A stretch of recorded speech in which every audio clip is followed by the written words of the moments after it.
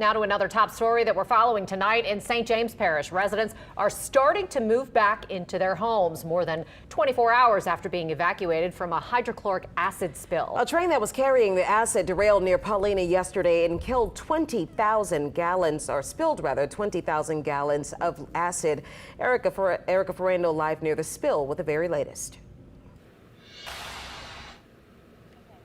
Hey, Sharice and Katie. Well, now most of those families are able to move back into their homes. 150 people were evacuated yesterday because of this spill, but it's been a full day of cleaning and testing the air quality in this area. And now all but 2 families are able to return home. You heard when the train came off.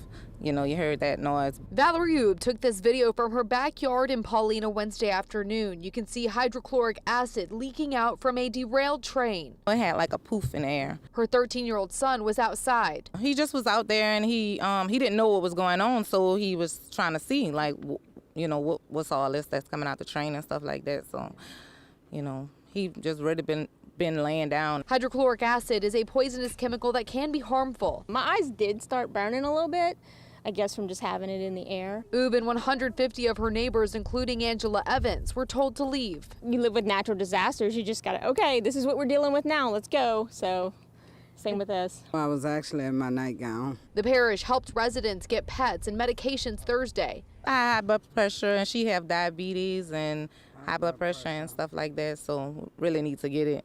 But we're gonna go to the doctors and see if we can get refills. And we escort them in, get what they need, and get them out. And Thursday, St. James Parish Sheriff Willie Martin said the acid was no longer leaking. The ground and air quality are being tested near each home, and several streets are reopening to allow some, like Evans, back home. They're finding that the air quality is okay, the pH testing, everything that the testing that they're doing is clear. You know, obviously if it wasn't, we wouldn't be given the clearance for the residents to return back. Meanwhile, investigators are trying to figure out why the train derailed. They're first trying to determine whether or not it was the rail cars itself that had something that go wrong and caused the derailment, or it was the rail system itself. Residents who live closer to the spill, like Ube, are staying at hotels for another night.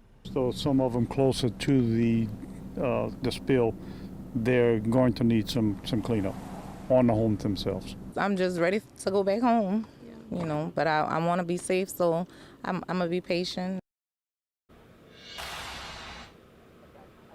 Now the sheriff tells us those final 2 families should be able to move back into their homes tomorrow. He also wants to make sure people who live in this area are aware that Highway 642 is still closed at the railroad tracks. That will affect school buses tomorrow, but they are setting up some detours. For now, live in Paulina, Erica Ferrando, Eyewitness News. Erica, thank you so much. Now we know that's a really strong acid on the ground in St. James Parish. And we have team coverage with Rachel Hanley, who's been looking into the effects the spill could have on the soil and the water in that area. Rachel, what'd you find out? Basically, it looks like this won't affect the area long term. I talked with a chemistry professor from Tulane earlier. He told me that since hydrochloric acid is so strong, it'll actually be easier to neutralize, which will help with cleanup. Now, once the acid's been neutralized, the state's Department of Environmental Quality will decide how much contaminated dirt to dig up. But for activists in St. James Parish who have been fighting chemical plants for years, this just feels like a symptom of a bigger problem. One pointed out that there are a lot of hazardous chemicals coming into St. James to be used in manufacturing, and that means something like this is more likely to happen here.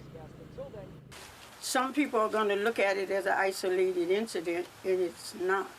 It's just another way that the people of 4th District had been poisoned directly by chemicals. Now, Sheriff Willie Martin says the water supply is being tested and so far no issues have come up, but he did tell me there's one resident in the zone that was originally evacuated who has a well. Now, the parish is trying to make contact with that person so that they can test their water. Reporting in Paulina, Rachel Hanley, Eyewitness News. All right.